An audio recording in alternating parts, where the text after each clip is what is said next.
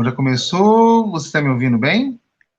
Então, estou te ouvindo. Acredito que ela vai passar um sinalzinho, Ah, né, que já está ah, no sim, ar. sim. Fernanda, estamos no ar? Ah, já estamos no ar, já estamos no ar.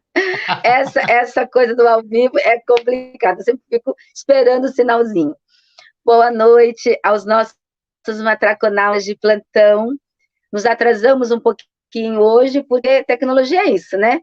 Tem hora que ela funciona, tem hora que ela não funciona, tem hora que dá uns entraves, mas o que importa é que nós estamos aqui.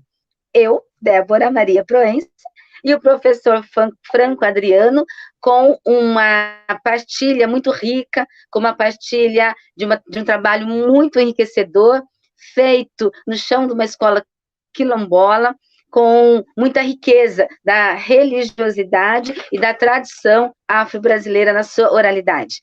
Venha quilombar. O programa Venha Quilombar é uma extensão da TV Matracas. A TV Matracas é um projeto da Universidade de Integração Internacional da Lusofonia Afro-Brasileira, a Unilab, Campos dos Malês. E como eu disse, aquilombar significa partilha, aquilombar significa acolhimento, aquilombar significa diálogo e aprendizagem. E tudo isso hoje nós teremos e faremos na companhia do meu, agora virou meu amigo, tá, Adriano? Nós nos conhecemos por contatos do WhatsApp e viramos, assim, uma conexão tão bacana, tão forte, né? Logo no início da nossa conversa, assim que eu fiz o convite, Adriano prontamente, né, se disponibilizou a fazer essa partilha comigo. E eu estou muito grata e muito feliz pela sua presença aqui hoje no nosso programa, viu, Adriano? E É uma deixo honra para mim. avisado que é o começo de muitos, não é o primeiro e nem será o último, tá bom? Hashtag fica a dica para você. Vem aqui, Adriano, vem aqui lombar conosco, vem aqui lombar com os nossos matroconautas, nos ensinar, partilhar sobre o Rumabá, perdoe se eu não pronunciei adequadamente, a educação, tradição e oralidade afro-brasileira. Vem cá, Adriano, é com você, meu bem. Umbutu a todos e todas. Umbutu, minha amiga.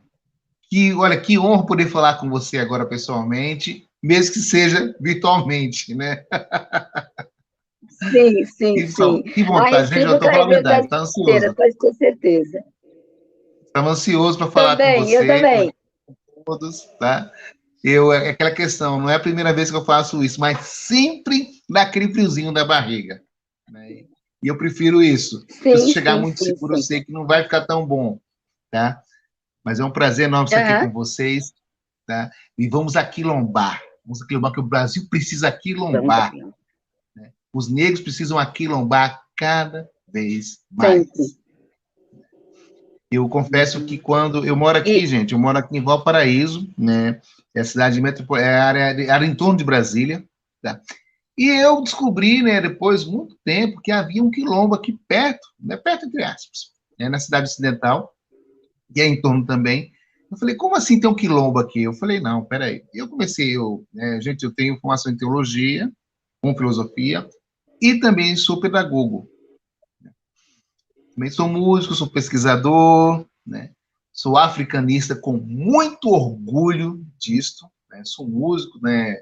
Eu participo, eu trabalho com ONGs também, eu trabalho com o Bloco Afro Black, né? Tenho essa grande honra de poder trabalhar com meus amigos Cezinha Oliveira e Luana Gabriela, tá? E eu também tá sou vendo, sócio Adriano? educador. Ah, Olha, foi para falar. quando eu disse para você que será o primeiro, eu já estava já prevendo que nós teremos muitos assuntos. Porque Uhum. nesse primeiro momento eu já sabia, você é professor, historiador, teólogo, músico, né? Então, olha quantas coisas você tem para partilhar, para dividir, né? Nos nossos encontros às terças-feiras. Então, já vamos mexer nessa agenda aí, tá, menino? Com certeza, né? Zé, o violão está aqui pertinho de mim também, dou um jeito, tá? Tem a tabaco aqui também, eu tenho, Ah, né, aqui. E eu tive esse prazer de ir no Quilombo Mesquita, né? Eu venho continuando, sou professor de socioeducação, do socioeducativo aqui do Distrito Federal, e nós temos lá um projeto que começou com o meu grande colega e incentivador social, que é o professor Francisco, né, o projeto REP, que é um projeto de inclusão e Sim. socialização com adolescentes em situação de risco, né, internos. Eu estou, no momento, estou ajudando ele também no projeto, né, musical. E, gente, cada vez mais eu me sinto realizado em relação a isso. Já perguntaram, professor Franco, você prefere ser professor ou prefere ser músico? Eu acho que as duas coisas se coadunam na minha vida. Professora? Estou ouvindo. Estou te ouvindo. Está me ouvindo? Não, estou te ouvindo bem. Estou aqui atenta. Estou a Achei que ia ter postos, uma atenta. pergunta, assim, desculpa, gente. Eu falo Não, não, não, demais, não. como ela brincou, professor fala Não, fica muito. tranquilo. E A eu gente vai saindo fazer, nós daqui... vamos fazer assim. Adriano, vamos fazer assim, os minutos. Vamos marcar aqui os minutos para a gente fazer um ping-pong, porque realmente a gente fala muito. Não, Mas eu eu estou falo aqui muito atenta. Nós demais. estamos aqui para ouvir, aprender com você, ouvir da sua experiência, desse seu trabalho maravilhoso que você fez na escola, né? E esse é o momento da gente beber dessa fonte, né? Os nossos matraconautas de plantão, aqueles que nos assistem, né? Estão aqui para realmente matar essa sede nessa fonte tão rica que foi o seu trabalho, tá bom? Isso. Eu, quando comecei lá, eu fiz a pesquisa, foi um projeto que eu fiz sobre saberes saberes da tradição quilombola. Isso virou um trabalho que eu fiz. E quando eu pisei lá, sabe quando você se sente imerso culturalmente? Me senti imerso. Né? Foi quando eu fui para Salvador, Sim. eu não me senti um franco negro no meio dos brancos, eu me senti imerso culturalmente. Quando eu pisei no Quilombo, eu me senti imerso culturalmente. Ali era uma história que fazia parte da minha vida. E como é uma história que faz parte da minha vida, da minha historicidade, eu não poderia tratar de qualquer forma. Eu falei, não, gente, eu tenho que fazer alguma coisa. Aí o meu grande amigo Ronaldo, o professor Ronaldo, falou, professor Franco, essa questão vai ser seu projeto, na sua vida. Eu falei, como assim? Vai ser. Pense nisto. Ele, professor doutor Jorge Manuel Adão, eu falo também de pronto aqui também, eu faço questão de citar todos aqueles que fazem parte da minha vida de maneira positiva. Ele falou, professor Franco, pense nisto, esse é seu projeto. Eu falei, meu Deus, pisar no quilombo e fazer uma abordagem sobre educação quilombola, porque convenhamos, não é algo que você vê se falar todo dia, porque a questão do negro ainda, ela é vista como exotismo. Com certeza. Por isso que quando eu falei... pode falar, professora. Quando eu falo sobre o Ruabá... À vontade. Não, é que quando você falou a questão do quilombo, né? Ainda há no imaginário, né, social, que o quilombo é aquele espaço de reclusão dos negros fugitivos dos escravos da era colonial. Então, ainda no imaginário social, as pessoas não conseguem imaginar uma comunidade quilombola, né, que tem escola, que tem uma vida cotidiana igual ou próxima da cidade. É como se as pessoas estivessem presas no tempo lá da escravidão. Isso ainda fica no imaginário popular, verdade. não é mesmo, professor? Eu mesmo, quando eu estive lá, professora, está me ouvindo? Sim, estou te ouvindo. Tá. Assim, quando eu estive lá, a primeira impressão que eu tive quando eu ia entrar na escola, eu achei que eu ia pegar uma escola precária, os fato de ser um quilombo, né? Foi a primeira questão, meu preconceito subjetivo que eu quebrei na minha vida. Eu achei que ia pegar uma escola precária, uma escola sem condições pedagógicas. Pelo contrário, quando eu entrei lá, eu fui imerso numa escola, um ótimo projeto pedagógico, uma estrutura, tinha um ginásio dentro da escola. Olha aí, gente, tinha um ginásio dentro da escola, Sim. tinha sala de computação, de informática. Eu fiz todo esse levantamento na época, desculpe. E eu conversei com o coordenador, conversei com os professores, Sim. e eu quis saber essa questão. E a escola hoje é um referencial até mesmo para aqueles que não fazem do quilombo. Eu vou falar um pouquinho da frente sobre isso, sobre essa questão das invasões das terras quilombolas, que é algo grave, que acontece em todo lugar, inclusive aqui perto de Brasília, né? O Quilombo Mesquita, ele faz parte da região geoeconômica de Brasília. E tem uma historicidade. Por exemplo, o que eu pude notar, Quilombo Mesquita faz parte de maneira incrível da construção e de criação do Distrito Federal. Os negros quilombolas participaram construindo, foram candangos em Brasília também. Isso a história não conta. Fala muito dos nordestinos. Meu pai, ele veio de Pernambuco, eu sou filho e neto de candango, tá? Gente que não sabe, candango é quem ajudou a construir Brasília, né? Eu sou brasiliense, não sou candango, tá?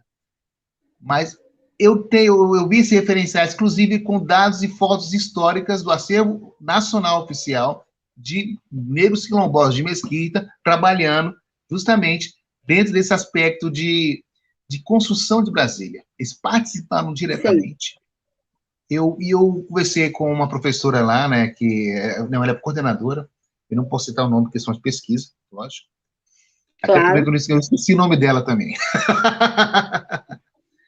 E eu conversei com ela. Agradável aí. Aí eu conversei com ela, verdade. Eu conversei com ela e ela falou assim, professor, eu sou nascida, criada aqui, saí para estudar, estudou na UNB e voltou para Mesquita. Ela continua lá. E ela contou, professor, as primeiras escolas aqui era uma classe plural, porque era todos os anos imersos em um ambiente só, tinha um grupinho do primeiro ano, do segundo ano, terceiro ano, quarto ano, quinto ano, tá? E todos se uniam na mesma sala.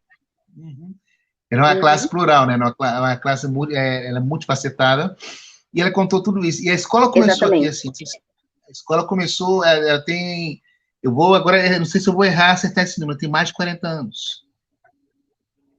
Entendeu? Mas deve ter um pouquinho de tempo mais. É uma comunidade quilombola que eu admirei porque eu não sabia que tinha uma riqueza cultural enorme. Lá tem uma cultura muito forte do marmelo, tá? O doce de marmelo. Marmelo, que não sabe, é uma fruta que veio diretamente do continente africano, gente, né?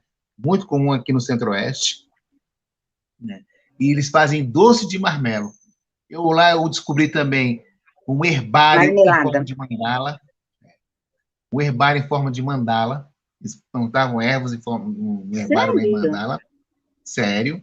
Isso atrás do posto de saúde. Não sei se existe ainda. Eu fiz todo o levantamento lá. E eu fiz amizades, por exemplo, o professor Manuel Neres, da UNB, virou meu amigo, né? Ele também ele trabalha com o Quilombo Mesquita. Hoje conheci também a grande figuraça, que é Maria Regina, mora também lá em Quilombo Mesquita. E eu descobri, por exemplo, todos os quilombos, gente, a gente pensa que quilombo é como a professora falou, temos aquela fantasia que é um local precário, local ermo, mas não, tem toda uma cultura, uma historicidade, uma religiosidade própria. Tem um secretismo muito forte também com as questões afro, que é maravilhoso, isso é interessantíssimo. E também, lá tem uma característica que é esse próximo a Brasília. Por exemplo, aqui em Brasília nós temos uma religião que é brasiliense, né? Um conluio religioso que, por exemplo, é o Vale do Amanhecer. O Vale do Amanhecer, ele é aqui de Brasília, se originou com a esqueci o nome dela agora, Tia Neiva. A Tia Neiva se originou. E, pasmem, vou para Quilombo Mesquita e descobri que lá tem uma extensão do Vale do Amanhecer, dentro de Mesquita. A distância toda. Olha só. Tem os cultos afros também, logicamente. Eu não sei a expressão, tem números disso, porque eu conversei com eu participei de um levantamento a mais de 300 terreiros de cultos afros em Brasília e região. Eu achei 340 esse número, né? Nem todos eles. Só que imagina que eu não tenho essa perspectiva que seriam tantos. Mas tem gente que fala assim, eu achei que seria maior ainda. E lá tem toda essa questão. Tem uma mitologia própria, digamos assim, né? Eu descobri, por exemplo, que a Cachoeira Saia Velha, aqui em Brasília, já temos a Cachoeira Saia Velha, que virou um clube também, um local fechado. Tive o prazer de ir lá, tem toboágua, e faz parte desse contexto, Saia Velha. Esse nome Saia Velha se originou de uma lenda de Mesquita. Diz que uma negra estava lavando a roupa lá, e a roupa foi levada pela água. Um dia que teve uma chuva muito forte, né, segundo a Exato, história. sim. Aí, nossa, você perdeu sua saia. Não, isso aí é só uma saia velha. Eu fiquei, peraí, isso é uma história própria de vocês, uma contextualização de um ocorrido que virou o quê? O nome da cachoeira Saia Velha. Saia Eu velha. jamais imaginaria isso. Aham, Quando eu aham. falo Então, de quilombola, à vontade. então, professor, essa história que o senhor nos conta, né? A questão oral mesmo. Quanto que Uhum. ela fortalece e enriquece aquela cultura, né? Não só a questão religiosa, mas esse saber, essa lenda, esse conto que se passa de geração para geração e chega, né, nos dias atuais com um contexto próprio.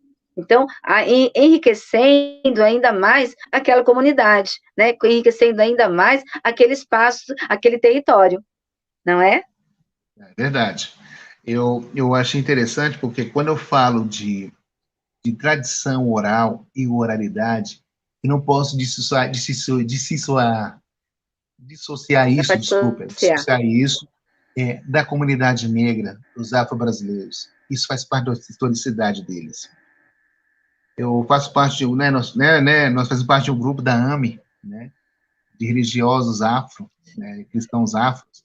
Nós temos esse movimento de que dá um reconhecimento da honorário à paz e mãe de santo pelo valor da tradição oral.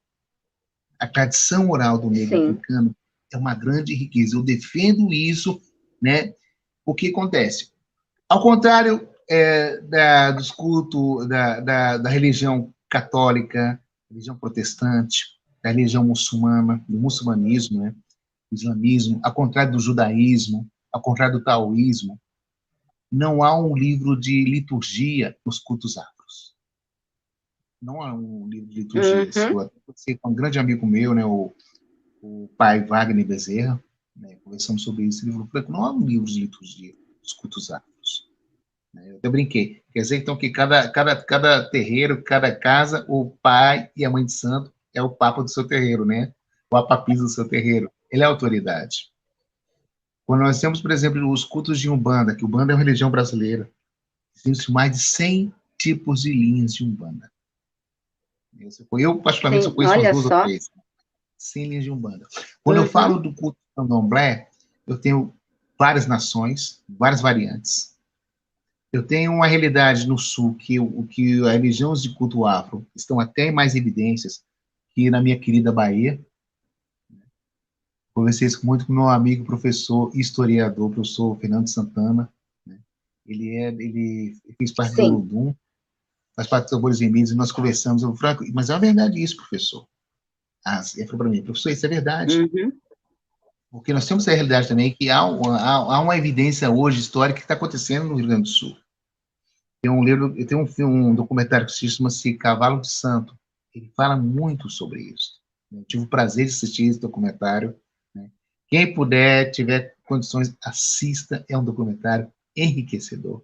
E quando eu falo de oralidade, eu falo de riqueza, tradição, e eu falo de uma educação. Quando eu falo de oralidade, tradição oral, eu falo dos griots e das griotes. O que é isso, professor Franco? Sim, eu ia comentar justamente isso, os crioulos. Uhum. À vontade. Pode falar, professora. Pode deixar falar sobre os griots. À vontade, que eu já dou Não, puxa professor, eu aí. só acrescentar a representação dos crioulos para essas comunidades, que eles são as memórias, né? Considerando, inclusive, o contexto de quando os negros saíram, né, das fazendas após a libertação, eles não sabiam ler, não sabiam escrever, não tinha nem onde fazer esses registros de forma escrita. Então, era a memória, né, de cada senhor, de cada senhora, de cada crioulo, que guardava a cultura, a história, os hábitos daquele clã familiar, daquela gente. Então, a importância dos crioulos para essas comunidades é uma enciclopédia viva, né? Porque Enciclopédia viva. eles repassam, exatamente, as histórias, desde quando chegaram nos navios negreiros, por onde passaram, os detalhes dessas histórias, as memórias, as afetividades. Então, eu costumo dizer assim, que essa enciclopédia é muito tem um papel significativo na preservação dessa história, na preservação dessa memória, dessa cultura. Como o senhor mesmo disse, não se tinha como escrever. Isso acontece também com a cultura indígena. Essa preservação, essa cultura que passa de geração para geração, ela está muito presente na figura do pajé, na figura do crioulo, na figura do ancião daquela comunidade, daquele território, que tem, né, esse importante papel e esse respeito. Eu já comentei isso em outros programas, que eu aprendi com uma amiga indígena, que eu conheci na universidade, né, professor? A questão do respeito à ancestralidade. Isso, verdade. Que nós, né, é algo assim admirador, o quão respeito eles têm àqueles que nos antecederam. É isso. Eu vou usar dois exemplos, né, até para a meninada, depois que está assistindo o vídeo, achar interessante. Vou citar um filme da Marvel, Pantera Negra. Né? O Pantera Negra, quando o pai dele morre, né, e depois ele sai do seu corpo, o T'Challa, né, o Pantera Negra, ele conversa com o pai e ele fala assim: olha, meu filho, a morte para nós é só um passo, é só uma outra realidade. Na cosmovisão dos cultos africanos, há essa realidade também. Quando eu morro na questão africana, eu começo a fazer parte dentro do contexto da natureza. Quando eu penso que a cultura africana ela vem de povos, né, a tradição vem de povos ágrafos, que quer dizer o quê? Não havia uma escrita formal. Não havia uma escrita formal, né, do culto iorubá no começo. Exato. Isso começou a desenvolver. E eu acho incrível isso na cultura africana, na cultura asiática, né, em alguns aspectos. Por quê? Há uma valorização dos anciãos, como a senhora falou muito bem. É comum encontrar, né, ainda até hoje, o respeito à pessoa de idade. Né? A Bíblia fala muito sobre isso, sobre, né, a honrar as cãs. O que é cãs? É cabelo branco. Nos cultos, gente, isso está mudando muito ainda, tá? Mas nos cultos mais tradicionais de matriz africana, quanto mais velho, melhor. Porque é verdade, professora? Exatamente. Quanto mais velho, tem mais experiência, tem mais um repasse. Quanto mais velho, melhor. E eu digo mais ainda, né? Nós, em relação a outras profissões, né, o professor, a professora, pesquisador, o acadêmico, quanto mais velho nós somos olhados mais com diferença, de maneira positiva. Ao contrário de outras profissões, né? A pessoa assim, ele está muito velho para o mercado. Um professor nunca vai estar velho para o mercado. Porque ele agrega mais conhecimento. Exatamente. Ele agrega mais conhecimento. Exatamente. Gente, eu sei, olha, eu quando penso, eu nada sei ainda. Eu nada sei. Eu estou descobrindo coisas ainda e falo, gente, que interessante. Eu estava conversando com o meu amigo professor Jorge sobre a questão da oralidade, tradição oral, e ele falou assim, professor Franco, uma receita, lembre-se disso, uma receita que você aprende com a sua avó é tradição oral. Eu falei, como assim, professor? Alguém passou para ela. Nunca pensamos isso, né, professora? Nunca pensamos isso. Mas tudo tem uma origem. É isso mesmo.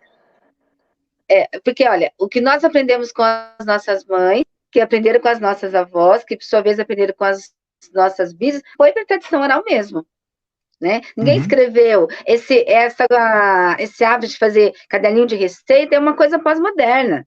Nas gerações, né, do começo do século ou anterior, era a tradição oral mesmo, que passa de mãe para filho e sucessivamente. Não é? E a importância disso, professor, só para eu concluir, a importância dessa preservação da oralidade para uma comunidade muito específica, que é uma escola quilombola, que é uma escola que tem um contexto diferenciado de uma escola urbana, por exemplo, com um grupo de alunos, né, que vem de uma ancestralidade, que tem uma militância muito grande de resistência, né, que viveu muitas coisas, muitas discriminações, preconceitos, e naquele espaço, naquele momento, também tem essa, não seria função, mas tem a preocupação de passar isso também para os seus descendentes. Uhum. Não é isso? Isso é verdade. Eu vi uma coisa interessante, que né, até eu treino aqui, gente, eu estou acompanhando tudo, tá? O Paulo colocou uma coisa interessante. Infelizmente, tradição pedagógica do ensino de língua despreza tudo isso. Né? É uma realidade. Né? Porque nós estamos presos ainda, não todos os lugares, né? Há uma tradição pedagógica que ainda é tradicional, né? Há uma didática pedagógica tradicional. Em vários modelos Sim. que ela tem uma dificuldade de se adequar ao que é novo. E o novo não é tão novo. No nosso caso, é um novo milenar. É um estado milenar. Sim. E quando eu falo, sim. por exemplo, eu tenho diversas manifestações no Brasil de algo que é semelhante aos griots. Um exemplo claro quanto isso. Os repentistas do Nordeste. Eles transmitem o saber oral. O saber oral, né? Hoje, vamos agora mais algo mais contemporâneo. Os rappers. Eles têm uma abordagem crítica social profunda. São cronistas urbanos. São cronistas humanos. Todos nós temos direito de gostar ou desgostar, mas a realidade é que são cronistas urbanos. A Luanda Gabriela, né, grande amiga minha, né, eu estava na roda de conversa sobre a cultura tem cor, né, eu falei para alunos. Com certeza. Né, e eu passei isso também ontem para os alunos também, sobre outra escola também. Gente, não parei esses dias, estou parando não, né, trabalhando, né, intercalando esses meus compromissos e agendas. Sim. Mas ela falou assim... E esse mês, os nossos compromissos, eles ficam mais intensos, porque no mês de novembro, né, é uma data onde as escolas, de forma geral, elas se dedicam de uma maneira mais intensa com as questões étnico-raciais, por obrigação até em relação à lei, que é, né, uma obrigatoriedade nas escolas de todo o território nacional. E então a nossa agenda ela fica intensa mesmo, né? E há assuntos diversos para nós refletirmos, discutirmos sobre a questão da negritude no Brasil, do jovem negro no Brasil, das políticas públicas, das políticas de saúde, das políticas educacionais, que de maneira muito intensa, né, ela atinge a população afro-brasileira, e principalmente nesses últimos 2 anos que vivemos uma pandemia, né, mundial que afetou todos, sobretudo no Brasil tivemos aí algumas questões que implicam política, presidente, governos. Então, realmente, essa discussão ela ficou muito mais quente, vamos dizer assim, nesse mês. Não é? Verdade. Eu costumo falar o seguinte, gente, eu não sou contra, pelo contrário, eu acho maravilhoso. Nós temos um mês da consciência negra. Eu acho incrível ter nascido em novembro.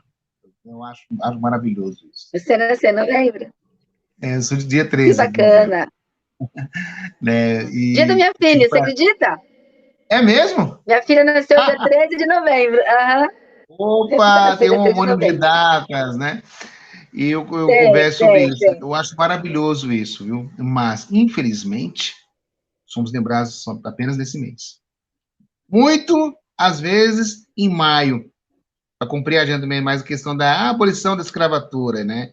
Eu digo o seguinte, abolir os negros não é questão de assinar a carteira de trabalho, né? Infelizmente é isso.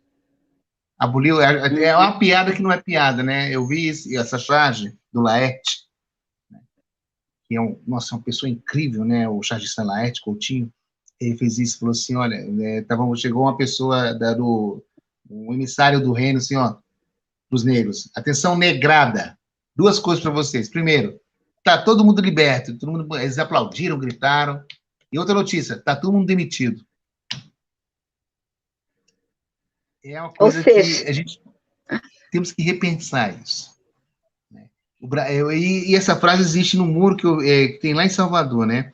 A princesa Isabel assinou a Lei Áurea, mas não assinou as carteiras de trabalho. E eu achei incrível isso. Nós temos que pensar criticamente. Por que as grandes musas do axé hoje são brancas. Porque Sim. um dos grandes nomes do hip hop mundial, Eminem, é branco. Porque um dos considerados cantores de blues que se apropriou sobre isso, que estourou o blues, é branco, foi Janis Joplin, que é uma música negra, o blues também é música negra. Porque o rock and roll, o rei do rock é branco. Que começou com Little Richard. Então, essas apropriações culturais, temos que repensar isso. Gente, eu sou um camarada, eu sou músico, eu gosto de Janis Joplin, eu gosto de hip hop, eu gosto de música boa. Não estou falando questão de qualidade musical, mas essas questões de apropriações. Por exemplo, eu estava conversando disso de novo, né, com o Fernando. Ele falou assim, professor, pode observar uma coisa. Todos os músicos brancos aqui do Salvador, dos anos 80, 90, estão ricos. Quem é negro está vivendo do mesmo jeito. É polêmico isto? É polêmico? Sim. Temos que trazer à baila isto. Quando eu falo vamos voltar para a questão dos quilombos. Os quilombos eles sofrem com a apropriação de terra. Eu fico nervoso com isso. Né? Tem um bairro aqui em Mesquita, que é próximo a Mesquita, chama Santa Rita. Esse bairro está próximo à Mesquita. O que acontece? Logicamente que os moradores de Santa Rita vão para lá para matricular os filhos. E hoje já há um relacionamento próximo dos jovens, né, com o bairro de Santa Rita, e eu observei que já estão, conversei com gente lá dentro, que há um embranquecimento dos quilombolas. Gente, isso aí é uma questão, posso até, é meio alienígena isso. É sério. Muito sério. Porque talvez tem pouca possibilidade, vai lá, e já acontece hoje. Você com eles lá também, olha, professor, hoje já acontece criminalidade aqui. Que não acontecia anos atrás. E eu conversei com a enfermeira, ela falou assim, professor, depois das festas que temos aqui, é um número enorme de adolescentes grávidas. Então, é um complicador social, é um complicador cultural. Então, temos que repensar nossas políticas. Nós temos hoje um governo que não tem uma pauta social. Não tem a pauta social. Vamos fazer essa crítica política agora. Uma pauta social. Não tem uma pauta social. Não tem pauta para minorias. A pauta para minorias é que a minoria tem que ir para a maioria. Só que a maioria não quer que a minoria chegue a eles. São usados termos para depreciar a nossa cultura. Gente, eu só não uso Black Power hoje, porque meu cabelo tá bem ralo hoje. Mas eu tive o Black Power, eu tive trança. Eu amo a minha questão afro. Aqui atrás, aqui, vocês estão vendo os livros daqui, eu tenho livros afros, eu tenho um berimbau, eu tenho atabaque, eu tenho um monte de instrumentos afros aqui também. Eu amo a cultura afro, eu sou um africanista ferrenho. Eu sou um africanista. Agora, uma coisa interessante, né? Eu sou protestante. A pessoa até assim, mas o senhor não é do candomblé, não? Eu falei, não, eu sou protestante. Eu até brinco, eu falo que eu sou evangélico por causa do IBGE, né? Mas eu sou protestante, eu sou um cristão pan-africanista, com muito respeito e orgulho. Sim. Porque nós temos honrar as tradições orais, que honra a tradição, a oralidade e a educação. A Luana Gabriela falou para mim, Franco, você sabe que você também é um griot, né? Você tem um título de griot. Eu falei, eu? Não, você, meu irmão. E ela é do candomblé, ela, você é um griot. Você tem um repasse de conhecimento. Eu falei, não. Eu brinquei. Então, o professor é griot, ela, deveriam ser, mas nem todos são. Pois é, eu brinquei com ela. Então, quer dizer que eu sou griot? Desculpa, você é um griot. Eu falei, mais uma responsabilidade para nós. E eu falo muito da questão de coexistência cultural, porque o Quilombo Mesquita está próximo de uma cidade, então tem que ser construída uma coexistência com essa cidade. Quando eu falo de coexistência, é saber existir apesar das diferenças. Eu tenho coisa, gente, desculpa aqui, eu tenho duas filhas de patas aqui, esse latido é uma delas, viu? Eu tenho uma filha de pata aqui, que está latindo aqui, tá? Mas eu estou ouvindo Fica vocês. tranquilo, fica tranquilo. Todos nós Como a temos professora também fala, né? Ao filhos vivo, de né, pata, professora? fica tranquilo. É ao vivo, né, professora? Claro, é assim mesmo, é ao vivo. Né? Nós não E temos o controle sobre os nossos filhos de pata, fica tranquilo. não temos, né? Meus filhos, eu tenho 2 meninos, né? Um vai fazer 18 e o outro vai fazer 12. Vão fazer 11, 12, é 12. E eles sabem quando eu estou tendo entrevista, palestra, eles vão para o quarto, ficam lá dentro, minha esposa também é a mesma coisa, né? Combinamos isso. Mas eu não posso pedir para minhas meninas ali parar de latir, né? Então. Não, não tem como, não tem como. Elas estão Tá? participando de alguma maneira. Então, mas de alguma maneira. Elas E, gente, participam, exato. participam. Eu sou apaixonado pela questão africana. Eu ontem estava falando com os meninos, a primeira coisa que eu perguntei para vocês, a África é um país? Todos responderam, não, professor, a África é o continente. Eu achei maravilhoso isso. Porque para adulto, o adulto ainda acha que a África é um país. E temos que explicar. Eu acho que essa desconstrução vai ter que começar a partir da mídia. Observe as Copas do Mundo. Tem um time da França, tem um time da Itália e tem os times africanos. Não fala assim, os times europeus, os times sul-americanos, é só um jogador dos times africanos. Por quê? A África também é um país. Tem Camarões, Senegal, né? Temos Benin, temos Somália, tem Mas, futebol. professor, Professor. essa tradição eurocêntrica é que o olhar que se tem para os negros é que não é o individual, é o coletivo. Então, tem a França, uma individualidade, a Espanha, Portugal, não são times da Europa, são países com as suas especificidades. Agora, os países, os jogadores de países da África, então, tem a coletividade, não vê essa individualidade daquele ser humano, como se os negros, né, essa é uma tradição, inclusive, se nós observarmos na própria história, é uma tradição do branco, é uma tradição eurocêntrica, né? O negro não é um indivíduo, é uma coletividade.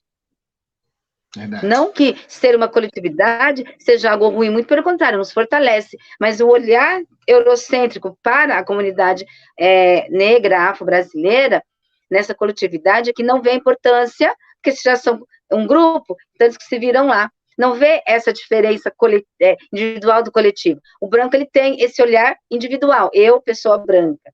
Agora, o negro, aquele grupo de negros. Então, também, eu acredito que essa visão, seja no Brasil ou fora do Brasil, é um resquício desse racismo estrutural.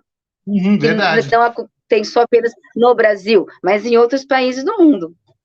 Verdade. Não é? Eu sofri, o pessoal falou, sofri com racismo, sim. Eu lembro que eu era quando eu era solteiro, né, eu queria namorar uma moça, e eu tava mostrando interesse por ela, lógico que eu fui, né, tipo assim, já vivia muito na casa da mãe dela, né, tudo, né? Aí eu falei, e ela tá na idade boa de namorar, né, tudo, ela, olha, quem vai namorar minha filha vai ser branco e vai ser médico. Já cortou a minha. Eu não sei se a filha dela casou, né, depois disso, né, que eu nunca mais a vi. Mas é uma questão que Sim. Eu fiquei assim, né, eu sou casado com a branca, né, mas eu sofro, até meu filho, eu tive dois filhos, né, cabelo liso, né, e eles eram clarinhos quando eu era criança. Agora estão começando a escurecer um pouquinho, mas cabelo liso. Eu fui pegar meu filho quando era pequeno na escola, ele veio correndo, gritou, papai pulou no meu colo. Aí uma mulher do lado, é seu filho? O senhor é tio dele é pai? Eu falei, não, é meu filho, por quê? Porque ele é branquinho e tem cabelo liso e eu sou negro? É porque ele estuda no colégio particular? Isso é muito comum ainda. É comum, ela ficou tão sem graça. É um agravante, né? É um agravante. Eu vejo isso ainda. Né? Logicamente que no nosso ambiente pedagógico há uma aceitação da diversidade, há uma aceitação do diferente. Eu tenho amigos, colegas que têm Black Power, né? Todos os professores, a maioria dos professores que eu conheço estão tatuados, né? O ambiente escolar traz essa questão da multicultura. E eu acho interessante, professora, que essa questão eurocêntrica que nós trazemos, né? Que o branco, para ele tanto faz, né? Mas o negro, ele tem hoje um sentido de pertencimento. Eu pertenço a uma história, eu pertenço a uma raça, eu pertenço a toda uma riqueza cultural diferenciada. Eu falei isso uma vez, gente, por que Thor é o deus do trovão e a Marvel não faz sobre algum? Questão eurocêntrica. O eurocentrismo também permeia isso. Ogum seria o equivalente a Thor nórdico, não é isso? Porque ambos são deuses do trovão. Uhum. É o equivalente, não é verdade? Ou estou sendo errado aqui? Eu estou falando agora da área de antropologia, né, da questão teológica. Ambos seriam deuses do trovão. Agora, o que é mais evidente? Thor. E é uma demonização dos orixás. Com certeza, eu ia comentar justamente isso, né? A religião de matriz africana, ainda socialmente, ela é muito demonizada. Até hoje eu tive uma reflexão na sala de aula, que o aluno falou, joga isso, chuta isso que é macumba. Então, a ideia da macumba, do macumbeiro, que eles falam deliberadamente, inclusive sem conhecimento de causa, e fazendo essa associação de maneira negativa com a religião de matriz africana, que é uma questão que a gente está sempre discutindo na escola. Sim, sim, para que a educação básica, que tem a obrigatoriedade de trabalhar a Lei 10.639, a Lei 11.000, justamente para desmistificar e trazer informações adequadas sobre a questão religiosa. Inclusive, aqui no Paraná, eu não sei, em outros estados, a educação básica do 6º e 7º ano, as crianças têm aula de ensino religioso. E a aula de ensino religioso aborda todas as religiões, inclusive candomblé, né, a Umbanda, as religiões de matriz africana. A abordagem da aula de ensino religioso tem que ser o mais laicista possível. Eu sou laicista, gente. Quem não sabe o que é laicismo? A escola pública ela deve ser laica, com certeza. O ambiente escolar tem que ser laico. Totalmente. Totalmente. Porque, gente, o que acontece? Eu falo sempre isso. Fé é questão de fórum íntimo. A fé é uma coisa intrínseca do indivíduo. Eu sou cristão, né? Eu sou protestante. Né? Eu tenho a minha visão sobre Deus, sobre Cristo. Né? Mas eu não posso chegar e obrigar uma pessoa a ter essa mesma visão. Eu não posso chegar e falar assim, não, você vai ter que... Né? Senão, né, há um tempo atrás, lembra Maomé falava isso, né? Você tem que ver uma polêmica aqui, né? Ou creio vai a espada, né? Hoje, né, os muçulmanos, eles não fazem mais isso. Porque eles acreditam que a fé é algo intrínseco individual. As cruzadas também faziam isso, obrigar as pessoas à força a serem cristãs. Enquanto Cristo, né, Cristo, ele ganha pelo amor, né, pela fé prática. Você não vê os espiritualistas espíritas e matrizes africanas batendo na porta, vamos falar um pouco sobre Oxalá. Não, porque ali são religiões africanas, são religiões de descobrimento, de pertencimento. Então, quando eu trago o respeito, eu estou falando de coexistência. Gente, eu sou cristão, eu amo a Cristo, mas eu também amo a coexistência, eu amo o respeito, a tolerância. Eu não posso chegar aqui e como é que eu vou pregar sobre Cristo se eu não prego sobre o amor de Cristo? Sim. Eu falo ainda, professor, que Cristo... pode falar. Não, é que nós estamos falando da questão da religião, né? E aí me veio aqui uma questão sobre o trabalho que o senhor realizou em relação não só à tradição oral, mas a questão da religião, a religiosidade nesse espaço, nessa escola, para essa comunidade, né? A importância disso, a significância, né, que tem o espiritual para a comunidade quilombola. não é? As religiões brasileiras têm uma característica no geral, né? Eu digo, tanto os cultos matrizes africanas, como os cultos católicos e protestantes, né? Hoje é uma incidência muito grande disso. Há o sincretismo. Por que Sincretismo. sincretismo? O sincretismo, por exemplo, eu tenho igrejas protestantes hoje que assimilam aspectos simbólicos que vêm da Umbanda. O sal grosso, a rosa, né? O sabonete de arruda, né? Eu já vi igrejas evangélicas fazerem isso. Essa assimilação do simbolismo, né, das casas de Umbanda, às vezes as vestes brancas. Eu vi um culto cristão que o pastor vestia roupa branca, colocava um chapéu branco e ficava girando. Isso era uma igreja evangélica. Ali é o secretismo. Né? A Igreja Católica no Brasil, para começar, ela não é original, como a maneira nós vimos ela hoje. Antigamente as igrejas falavam latim. Eu sou da época criança ainda, que algumas missas eram latim ainda, no nosso tempo ainda, né? Hoje, as missas são mais em Nosso não, português. pessoal, nosso não. Não fala, fala por si, tá? Nosso, não sei. Né? Não, mas uns rincões assim, eu lembro que quando nós éramos crianças, eu falava, nós mesmos, né? Tô Nossa brincando, tradição. pessoal, tô brincando. Tô brincando. Não, agora é sério, gente, brincadeiras à parte. Ainda havia missas em latim ainda, nos anos 50, 60, 70, 80, nos interiores, né, do Brasil ainda. Eu não sei se ocorre, deve ocorrer ainda, né, professor, em algumas confrarias. Mas até a questão da confraria de negros, né, a confraria dos homens pretos, lá do Rio de Janeiro. Ali é um exemplo claro também de secretismo. Né? A igreja dos homens pretos, além de ter missa lá dentro, ali a ebós que se amarram dentro da igreja. Né? E ali é um secretismo forte também. Tudo que é do Brasil já é sincrético. Nos quilombos também está isso. Com Porque certeza. tem sempre igreja católica hoje, né? Lá tinha igreja católica, tem uma igreja evangélica, e também tem o Templo do Vale do Amanhecer, tem terreiros também. Então, hoje, como essa proximidade aos centros urbanos que existe em Mesquita, há uma agremiação religiosa também. Né? Essa questão da religiosidade, ela se adequa dentro do contexto quilombola até hoje.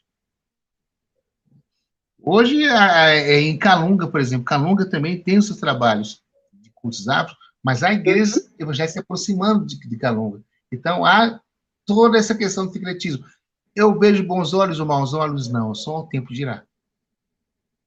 Porque tem que haver o respeito também, né?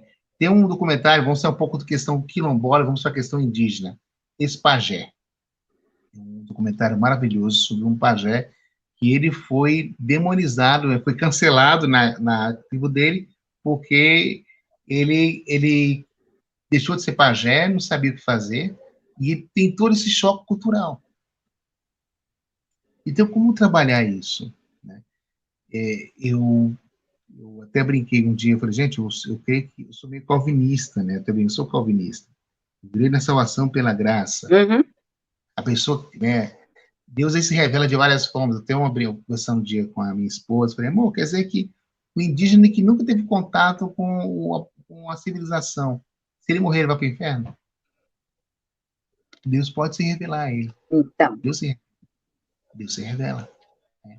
Aí o fato de eu ter uma visão religiosa, que é da minha zona de conforto espiritual, e o outro tem uma dele, quer dizer que a dele é errada ou diferente? Não.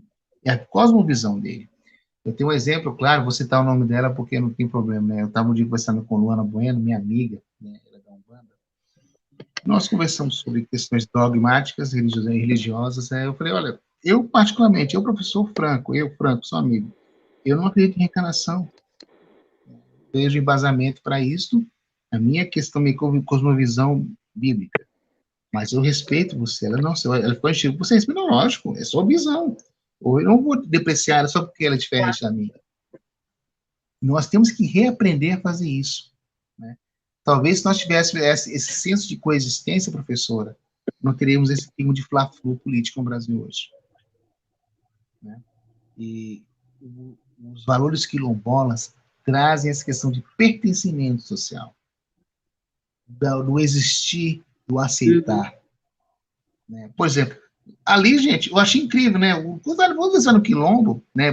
Eu tenho, leia, professor, indico para a senhora, Espinho, fala sobre quilombo de Espinho. Sim. A senhora deve ter ouvido esse livro, maravilhoso. Né? O senhor fez o levantamento. Ali também, você vê que ali é uma coexistência de culturas. Nós vivemos sempre de coexistência de culturas, né? Por exemplo, no quilombo se planta milho. O milho veio dos indígenas, né? Se eu estiver errado, professora, pode me corrigir, viu? A mandioca não tinha na África. Inclusive, lá tinha o inhame, né? Exatamente.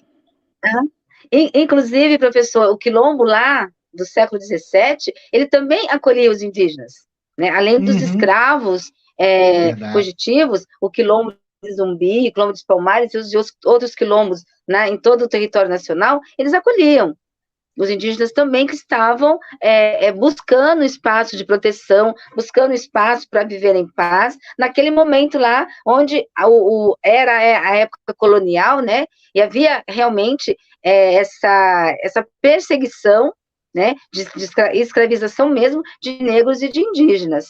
Então, também, o sincretismo, nesse caso, ele não é só religioso, mas ele passa pela cultura, pela tradição oral, pela religião, pela tradição de terra, de plantação, da linguagem, da comida, né?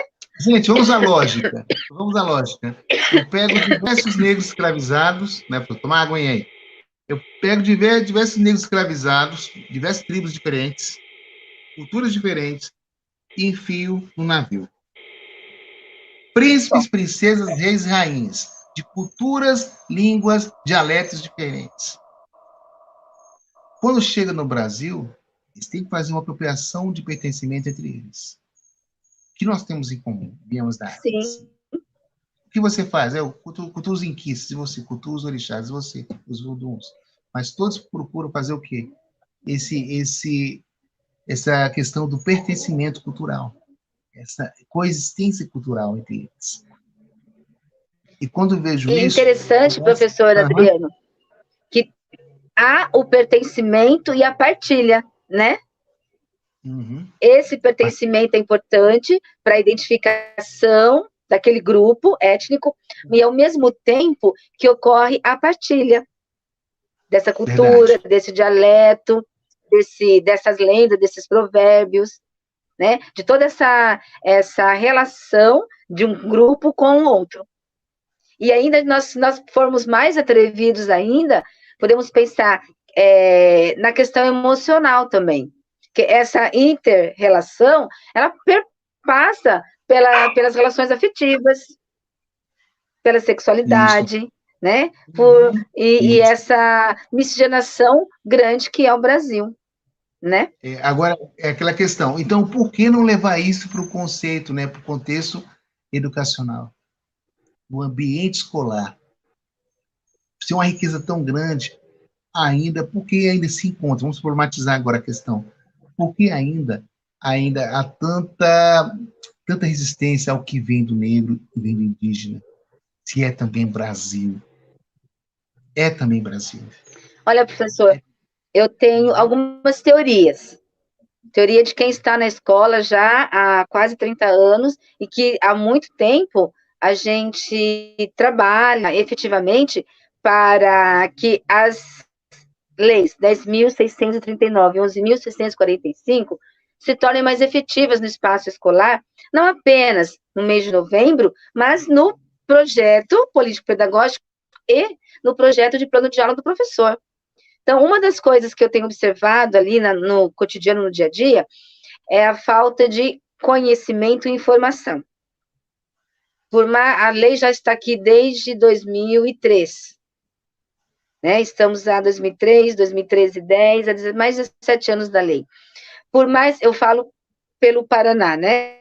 Por mais que a Secretaria de Educação do Paraná oferte cursos, né? Aqui no Paraná nós temos equipe multidisciplinar nas escolas, a Universidade Estadual de Londrina também oferta cursos, e outros espaços que dão possibilidades de ampliar a leitura, de ampliar conhecimento, ainda assim, há uma resistência do grupo de professores em relação a a inserir essas temáticas dentro das suas salas de aula.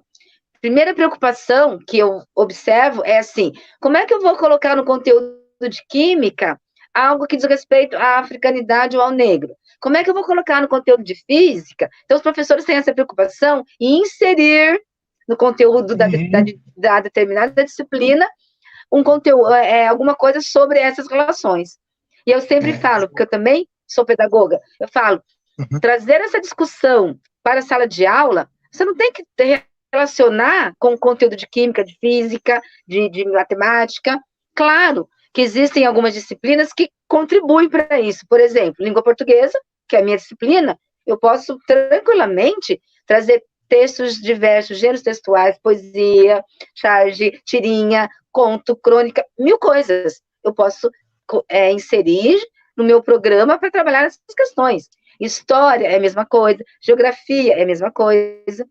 Então, as outras disciplinas, elas podem fazer? Com certeza. Sim. Só que há a preocupação de que precisa casar com o conteúdo. Então, eu falo para os meus colegas professores, traga uma música. Traga um poema, traga uma canção, traga uma charge. Necessariamente que você trouxer para reflexão, porque eu falo, qual que é a intenção dessa lei? Ó, a lei é muito clara, ensino e cultura, afro-brasileira e indígena. Tá? Você vai ampliar essa relação cultural, você vai trazer informação para esse aluno. Né? Então, é uma dos obstáculos que eu vejo dentro da escola pública, né, sobre a questão de efetivamente trabalharmos essas duas leis. Né? E a segunda, que está nesse impasse da formação. Né? Nem todos os professores e professoras que estão na rede têm conhecimento. E eu só posso dar aquilo que eu tenho. Então, se eu não tenho informação, se eu não tenho conhecimento, é claro que eu vou me esquivar de fazer esse tipo de trabalho. E aí, acabam fazendo uma coisa que eu já briguei na escola intensivamente, que não tem reflexão e efetividade nenhuma. Por exemplo, vamos pintar máscaras africanas. Imprime lá umas 500 máscaras africanas ou indígenas, dá para as crianças pintarem e pendurar na parede. Tá, professora, mas qual o objetivo desse trabalho? O que você refletiu sobre a cultura afro-brasileira indígena? O que você trouxe de informação sobre o ensino, né? Do povo indígena, do povo negro, a relação que isso tem com a sociedade, né? Então, não tem conexão. Simplesmente cumprir tarefa. Até outro dia, um professor comentou que nós estávamos planejando essas atividades, né, que efetivamente, mesmo contra a minha vontade, elas se dão no mês de novembro. O professor levantou a mão e perguntou, nossa, mas todo ano tem que trabalhar a questão da consciência da lei? Sim, professor, não apenas todo ano, mas durante o ano inteiro. Então, existe essa resistência também. Isso mesmo, mas, na minha opinião, o ano inteiro. Essa resistência, ela vai além da discriminação e do preconceito. Ela está na dificuldade que a docente tem, da compreensão desse trabalho. E que é uma coisa que eu sempre levanto para os colegas. Trabalhar máscara ou uma frase antirracista, hoje o colega colocou assim, como que ele colocou? Que a dia da consciência negra também tinha que ser da consciência humana. Eu fiz assim para ele, tá, e daí? Você vai refletir o que com isso com os alunos? Porque não é uma reprodução. O aluno reproduz o que você escreveu, mas sem discussão, sem reflexão. Olha o que você falou, consciência humana, né? O que uma coisa tem a ver com a outra, que pensamento você vai trazer para esse aluno, né? Que aprendizagem ele vai ter.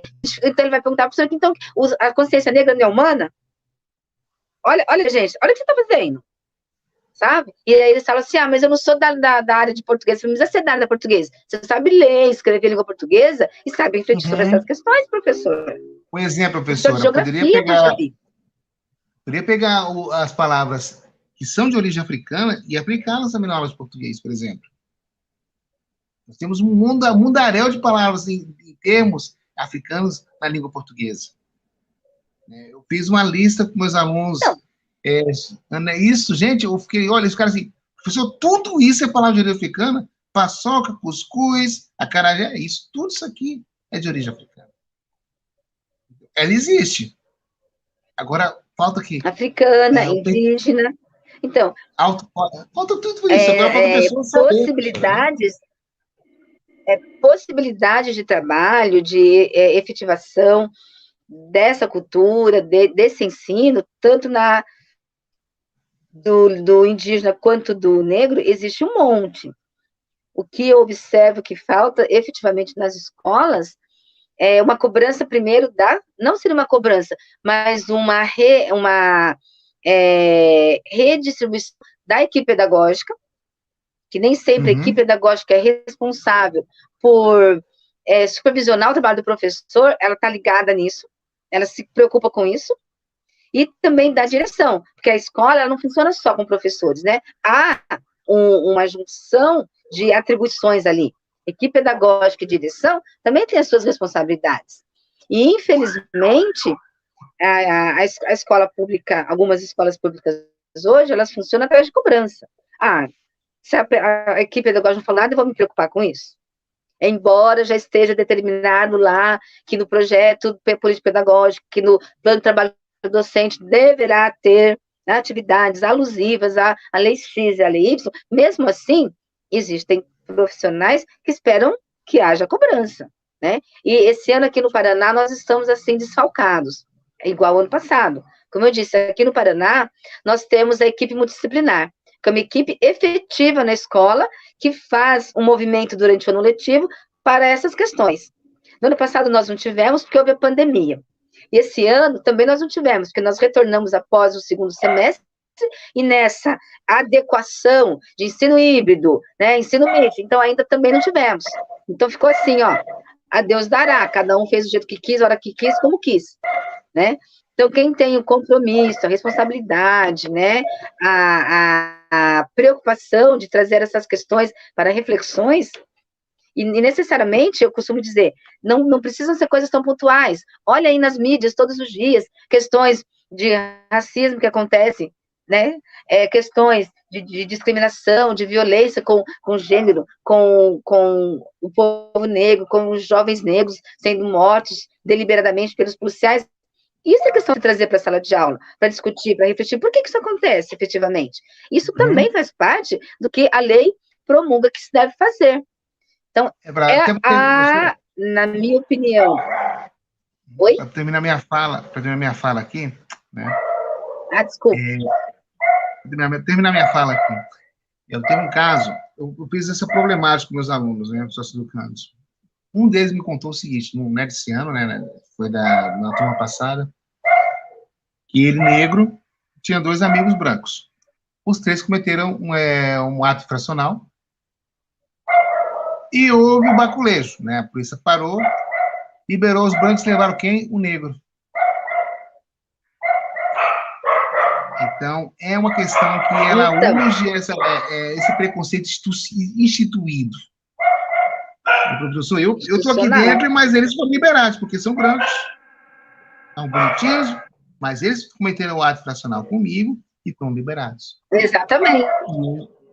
Então, parte do ponto de partida que o jovem branco é isento de cometer ato infracional. Então, só o negro que é marginalizado, só o negro que é o bandido da história. Então, esse olhar institucional acontece no Brasil inteiro.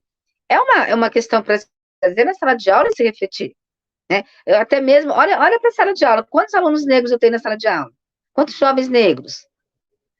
A maioria dos meus alunos são brancos, por que então que está... Onde que estão esses jovens da sua idade que não estão aqui na escola? Vamos refletir um pouco sobre isso, vamos falar de ações antirracistas, que não basta só dizer que não é racista, mas ter atitudes antirracistas, né? Discutir que se aprende a ser racista, essas coisas que enriquece e vai desconstruindo preconceitos entre os jovens, entre os adolescentes, entre os alunos, e até mesmo entre os professores, né? É uma questão, professor Adriano, que ela está muito longe de ser exaurida, com certeza. Estamos há mais de 10 anos na lei, ainda batemos nessa tecla, está até desgastada a tecla, mas estamos nessa tecla. Então, acredito que há muito que se fazer no ponto de vista da educação básica brasileira, no chão da escola pública, e nós estamos falando apenas do ponto de vista do que acontece na escola pública. Tem escolas particulares que não se discute sobre isso, nem sabe que existe essa lei, se duvidar. Vou citar um caso, a senhora tem conhecimento dele, né? Eu não vou falar o nome da escola, tá? Por questões éticas, né, e processuais. Éticas, mas essa escola, ela incitou os alunos a fazer um blackface. Para quem não sabe, blackface é quando uma pessoa branca, ela pinta o rosto de preto e coloca uma peruca para representar uma pessoa negra, né? E essa escola, depois você abriu uma nota falando que queria sobre isso, que foi mal entendido, tá. Mas eu fui olhar o site, o Facebook dessa escola, a propaganda, só tinha meninos brancos. Eu fui olhar as fotos dos alunos, só tinham crianças brancas. E eu fiquei pensando, e aí? Então. E aí? Então, e aí? E daí? Problematizou? Trouxe uma reflexão? Não, foi nota. Pedimos desculpas, porque vimos os alunos fizeram blackface, não queriam passar isso. Mas eu fui olhar, é uma realidade que não tem alunos brancos. A própria marcha da escola é só com alunos brancos, caucasianos. Eu mesmo perguntei lá, havia aquela linha de discurso, falei, mas cadê os alunos negros? Eles existem? Ninguém me respondeu. Então, não vou citar o nome da escola, mas a senhora sabe claro, o que eu estou falando. Né? Com certeza. Não tem, a gente nem precisa saber o nome da escola, porque é uma atitude, infelizmente, comum nas escolas privadas nesse país. Né? E a gente tem que brigar e trazer à tona essa reflexão, porque se há uma determinação para que isso seja feito em todas as escolas do território nacional, a escola pública, de forma não tão eficaz como deveria, ela faz, e a escola privada está se isentando por quê? E não há uma cobrança disso? Deveria ser efetivo. Né? Claro que nós, como eu sempre falo nas minhas aulas, estamos longe de acabar com atitudes preconceituosas, racistas e discriminatórias, mas se eu trago o tema para uma reflexão, formação, eu tenho a possibilidade de desconstruir, de começar a provocar naquele aluno uma atitude antirracista. Ele só vai cair na consciência se ele tiver informação sobre. Porque se ele é um aluno da escola privada, ele vive num universo que ou produz ou reproduz o racismo. Não traz ele para essa reflexão. Né? Então, é importante que nós que estamos à frente desse trabalho, que nós que temos militância sobre essas questões, precisamos cada vez mais refletir, ampliar a discussão, trazer, né, novas pessoas para a discussão mesmo, para perceberem a importância, a relevância, né, de se fazer isso efetivamente no chão da escola. Que lá que nós estamos formando a criança, o jovem cidadão, cidadã. E lá que a sementinha tem que ser germinada lá, para quando ele sair da escola, alçar outros espaços, e ele saber fazer esse movimento de respeito a essa diversidade étnico-cultural, religiosa, sexual, que tem no Brasil e no mundo.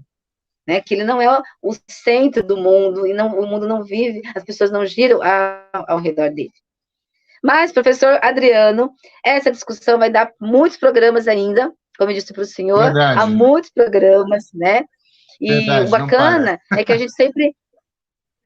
o bacana desses encontros é que nós estamos sempre, além da partilha, aprendendo. Né? E esse aprendizado é contínuo, para sempre, ele só nos enriquece e contribui para o nosso trabalho lá no chão da escola, nosso trabalho na sala de aula com o nosso aluno, com os nossos colegas professores, né? Conhecer uma realidade de uma escola quilombola que tem aí uma responsabilidade nesse contexto histórico, né? E alguns quilombos têm lá os seus remanescentes quilombolas que têm uma vivência, uma experiência muito mais efetiva e dessa tradição cultural, oral, esse significado é muito importante. Eu ainda não tive, confesso para o senhor, a oportunidade de ir a um espaço assim. Já sei que aqui no Paraná tem, aqui perto de Curitiba, quero me organizar para eu ir lá conhecer conhecer, fazer, de repente, um trabalho com esse grupo, mas é algo que me instiga bastante. E nessa partilha a gente Me só leva. aprende. Então, Me leva, viu? vamos combinar. E eu só tenho, professor Adriano, que agradecer, em primeiro lugar, a sua disposição em aceitar o nosso convite.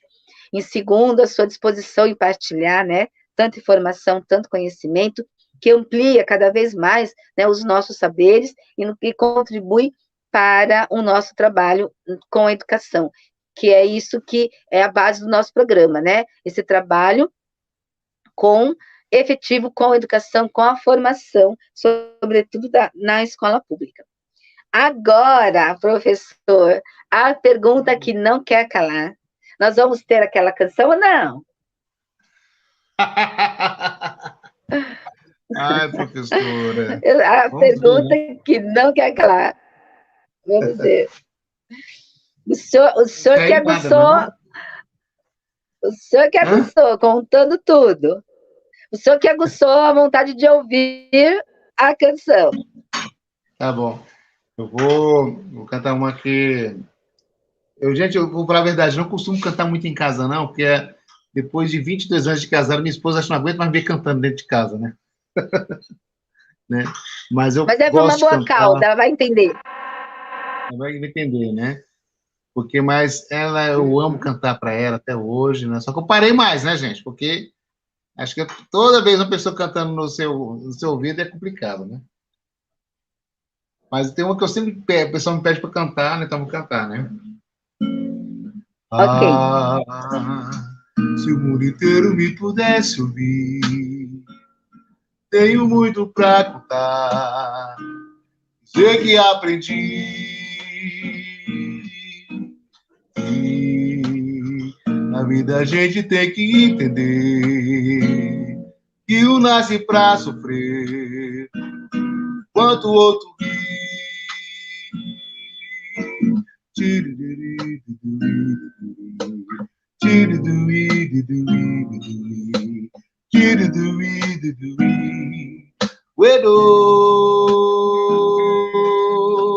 Mas quem sobe sempre tem que procurar, pelo menos de achar razão para viver.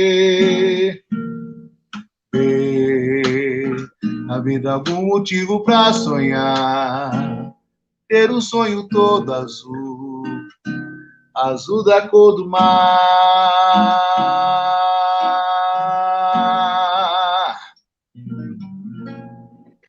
Aí, grande Tim Maia! Muito obrigada por essa palhinha do nosso programa, né? Um dos grandes nomes da música brasileira, Tim Maia, né? Negro Foi também, né? Negro. reconhecido pelo seu talento, negro, sim, reconhecido pelo seu talento, né? E com uma voz que era só dele, né? Então, é muito bom, muito gostoso dividir o conhecimento e também apreciar, terminar o programa, né, dessa maneira, professor Adriano. Muito obrigada, viu? Essa Nossos honra foi minha, viu? matraconautas Muito de obrigado. plantão, agradeço a todos e a todas e a todes que nos acompanharam. Quero pedir para aqueles que não se inscreveram, se inscrevam no nosso canal, né, contribuam com a TV Matracas, no nosso programa, todas as terças-feiras, esperando vocês. Muito obrigada, gente. Ó, boa noite para vocês, professor Adriano. Mais uma vez, Obrigado uma a todos. gratidão imensa pela sua contribuição, pela sua partilha, pela sua participação no nosso programa, tá bom? Beijo, obrigada. Obrigado, boa noite a Até mais, todos. pessoal. Até Beijo, mais. beijo. Até mais. Até mais.